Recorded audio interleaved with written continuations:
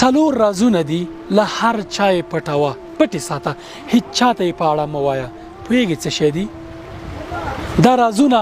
که ته پې عمل وکړې او پټې وساتې هیڅ چاته یې ونه وایې همیشه به په ژوند کې بریالی خلکو سره اړیکې به دې همیشه ښې او همیشه به مشکل درته نه جوړیږي. لومړی راز ګناهونه دي. کله چې د ګناهونه کول پټې ساته په اړه یې هیڅ چاته مه وایه حتی نږدې ملګرو ته. ځکه رسول الله صلی الله علیه وسلم وایي چې ټول امت ته زما بخښنه کیږي مګر مجاهرینو ته نه کیږي. مجاهر هغه څوک دی چې شپې ګناه کوي سهار راځي ټول خلک خبرې ما خو بېګا دا ګناه کړې ده. بل دا چې که ته یو ملګري ته ووایې چې ته پې ډېر ګران یې چې ما دغه ګناه کړې ده بله ورځ که ته ښه انسان هم شې هغه به تا ته په همغه سترګه ګوري په کومه سترګه چې هغه خبر شوی چې تا ګناه کړې ده یا تا ورته ویلي. دویمه عبادتونه دي. الله پاک ته پټ پټ عبادتونه کوه. ځینې عبادتونه دي چاته مه وایه ځکه کیدای شي نیت دې داسې وي چې انسانان درته وایي چې واه ته څومره ښه عابد یې څومره ښه پرهیزګار یې او دا ټولې نیکۍ دي په سین لاوشي. بل راز چې دی د ښځې او د میړه ترمنځ راز دی. که تا واده کړی هیڅ چاته د خپلې ښځې په اړه څه مه وایه. ستا او د ښځې ترمنځ چې د کوم پټ رازونه دي دا هیڅ چاته مه وایه. که ته خور او خاوند لري د خاوند په اړه د رازونه هیڅ ښځې ته مه وایه هیڅ چاته مه وایه څومره چې درته نږدې. ځکه دا حرام دی دا ګناه ده چې ته پټ رازونه د میړه ترمنځ ښځې ترمنځ خبرې بل چاته وایي. او څلورمه خبره دا چې کله دې له چا سره خبرې کولې او هغه شاوخوا کتل چې څوک یې وانه نو دغه پټ ساته دا امانت دی ځکه هغه نه غواړي چې ته بل چاته وایي. دا خو لا پرېږده چې ملګری تا ته د زړه راز خبره وکړي پټې خبرې درته ووایي خپل رازونه درته وایي او ته ناستې ډنډوره کې هر ځای کې ناستې فلاني ماته داسې وایي فلاني دا کارونه وکړه. دغه څلور رازونه همیشه پټ ساته. ته به رښتینی انسان او یو شجاع او زړور او ښه ملګری به هم یې. نبی علیه الصلاۃ والسلام په لاره باندې تېرېدو یو بوډۍ د ور په مخه کې ناست ده غټ فیټ یې ورسره پروت دی غټ فیټ یې ورسره پروت دی. نبی علیه السلام چې تېرېږي دا بوډۍ ورته آواز کوي ای ورارو راشه دا فیټ یې زما دې اوږې ته راوخېجوه زما په دې اوږه باندې کېږدوه. نبی علیه الصلاۃ والسلام ورته وفرمیل ښه مورې در اوچتومئ.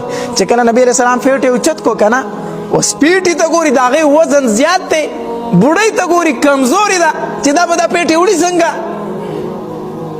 نبی علیه الصلاۃ والسلام هغې بوډۍ ته وایي مورې کو دې خوښه یې زه د یو ځای پورې ځم نو چې دا پیټې در سره د هغې ځای پورې اوسم نو ښه به نه وي. بوډۍ ورته وایي دې نه نوره بهتره خبره کومه کېدی شي کو دا دې را سره ووړو خو په ما به غټ احسان وکړي. نبی علیه الصلاۃ والسلام دغه پیټې روچت کو په خپله اوږه باندې کېښود او د بوډۍ نه مخکې روان دی بوډۍ پسې وروسته روانه ده. نبی علیه الصلاۃ والسلام ته په لاره تپوس کوي مورې چېرته ځې او چېرته روانه یې دا دومره غټ پیټې دې ځان سره اخیستی چېرته دې مخه کړې ده.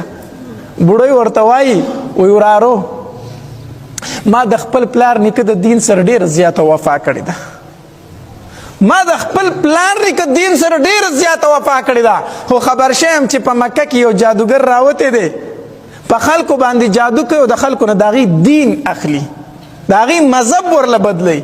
ما د پلار نیکه د دین سره ډېره مینه کړې ده هسې نه چې به د اخري عمر کې د هغه جادو په ما باندې وچلېږي او زما دین واخلي چېرته. نو ما سوچ وکړو چې ښه خبره دا ده چې دا مکه ورته پرېږدم نو بهتر به وي هسې نه چې زما دین زما نه والي چېرته دا مکه ورته پرېږدم. نبی علیه السلام ورته فرمایي ښه روان دی نبی علیه السلام چې کوم ځای پورې تو هلته یې پیټ یې کېښودو وي مورې وشو اوس در نظر رخصت شمه. بوډۍ ورته وي او وراره ته اوس زه دا دې غټ کار وکړو چې ما سره دې پیټ یې دلته راورسو. خو چې کله نبی علیه السلام ته رخصتي کېږي نن دا بوډۍ ورته رشان اواز کوي ای ورارو لږ ودرېږه تا ته یو خبره کومه. نبی علیه السلام ورته واپس شو وی ها مورې وایه وی بچیا چې زه لاړه شم بل ځای ته که نه نو خلک به رانه تپوس کوي چې مکه دې ولې پرېښېده ولې د مکې نه راغلي نو زه به ورته وایم چې په مکه کې یو داسې سړی راوتی چې نوم یې محمد دی صلی الله علیه وسلم داسې جادوګر دی د خلکو نه د هغې دین اخلي د هغه د وجې نه ما مکه پرېښېده. نو خلک به مکې ته ډېر بدې ردې وایي ډېر بدې ردې به وایي چېرې دا خو ډېر بد ځای دی داسې ناکاره خلک دی چې خلک یې په هجرت مجبوره کړی دی داسې ناکاره خلک دی چې خلک ترې نه کډه کوي بوډۍ ته ترې هم راوتي دا خو ډېر ناکاره ځای دی نو خلک به مکې ته بدې ردې وایي بچیانو زه به ورته وایم چې مکې ته بدې ردې مه وایئ کو ناکاره خلک پکې شته نو ښه خلک پکې هم شته چې ورته زه بیا ستا نوم اخلمه ته راته خپل نوم ووایه چې زه ورته وایم مکې خلک ټول بد نه دی خیر دی کو یو ځوان پکې بد دی داسې ښه نوجوانان ښه هلکان پکې هم شته ته راته خپل نوم ووایه که نه نبی علیه الصلاة والسلام مسکی شو وی خندل وی مورې د کم محمد نه چې ته کډه کوې هغه ستا وړاندې ولاړ دی د کم محمد نه چې ته روان یې که نن هغه ستا وړاندې ولاړ دی چا ته چې ته جادوګر وایې هغه ستا وړاندې ولاړ دی بوډۍ ورته وایي ته محمد یې هغه محمد نوم ستا دی یقیني نبی علیه الصلاة والسلام ورته وفرمایل او دکه نوم ما ته زما مور او پلار ایښی دی هغه محمد زه یم د چا د وجې نه چې ته روانه یې هغه بوډۍ ورته په ژړا شوه وی یقینا ستا جادو په ما وچلېدو